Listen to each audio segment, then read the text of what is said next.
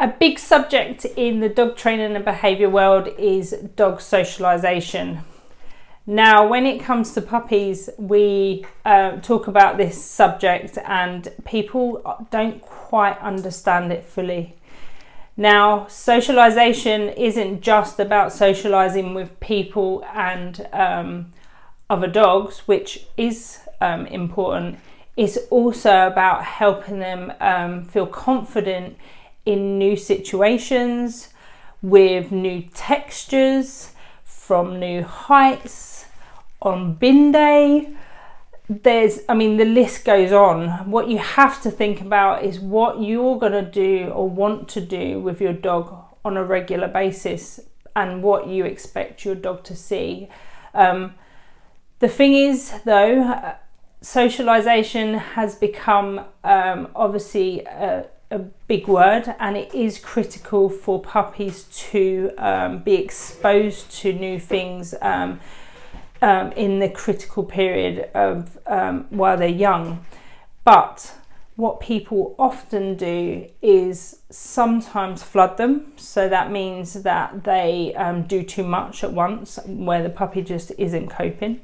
Now, some puppies do cope okay with this, but what you should be doing is going by what your puppy can do. Now, that means good socialisation with dogs, for example, is not taking them over to every dog out in the park. Whenever I'm out on my sessions, if I'm out in a public place, I get people heading towards me with a dog that they actually have no idea whether the dog I'm with is comfortable with other dogs or not. It could be nervous. It doesn't matter whether your dog's friendly. My dog could be nervous and might not like being approached by other dogs. But if then my dog reacts to that puppy and the puppy gets scared, that wasn't good socialisation for that puppy.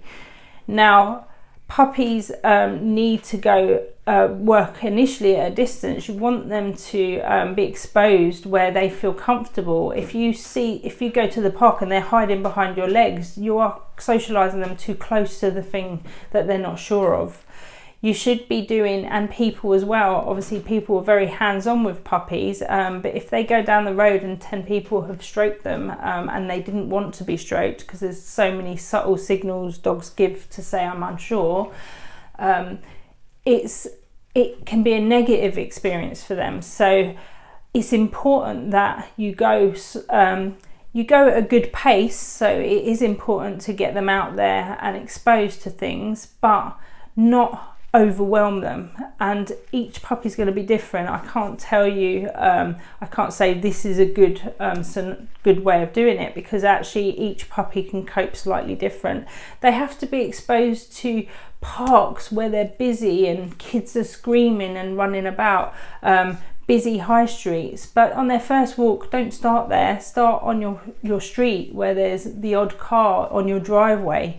Don't go straight to, right, we're going to walk our puppy to the park the first day we take them out, because I can tell you that a lot of puppies will end up not wanting to go out.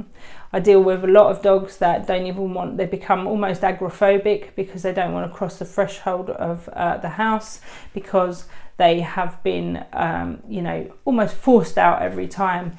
It's important when your puppies are out there, and adult dogs as well, is that you allow them to sniff and take things in. If you are just marching your dog, they're not taking in the world properly, which means that they can become more hypervigilant and sometimes more reactive to the environment.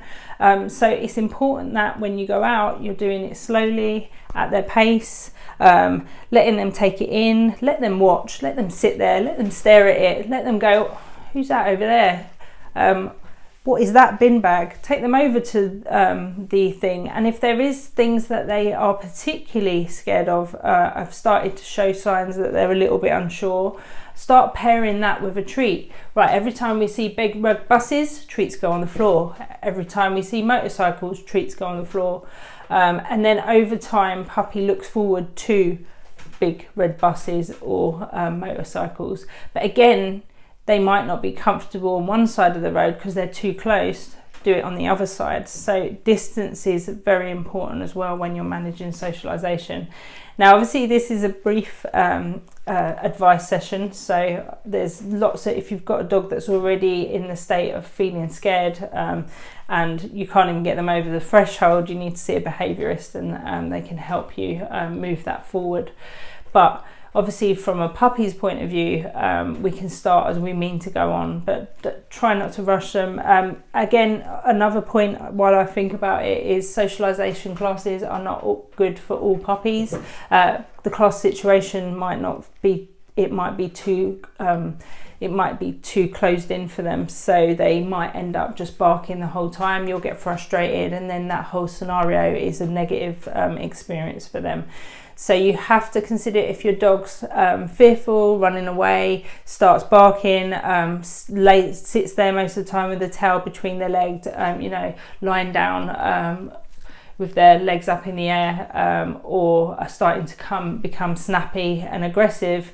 It means that whatever is causing that is too close, and they need to be associated with it at a distance. So as I said, think about how you're exposing them. It is good to have a plan. Think about what you're going to do, but don't overwhelm them. So if you've gone somewhere busy one day, and obviously you can carry puppies in your arms, don't go somewhere busy the next day. They need some time to recover from that stress as well. So maybe go somewhere, a close walk that's not so intimidating. If you live on a busy main road, obviously that in itself can be scary. So look at it from your front porch versus trying to walk down the road of that busy main road at first when they're young.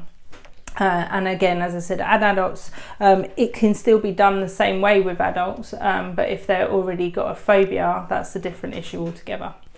Okay, I'm going to leave you there. Please feel free to like and subscribe, and of course share my videos. I'll see you soon.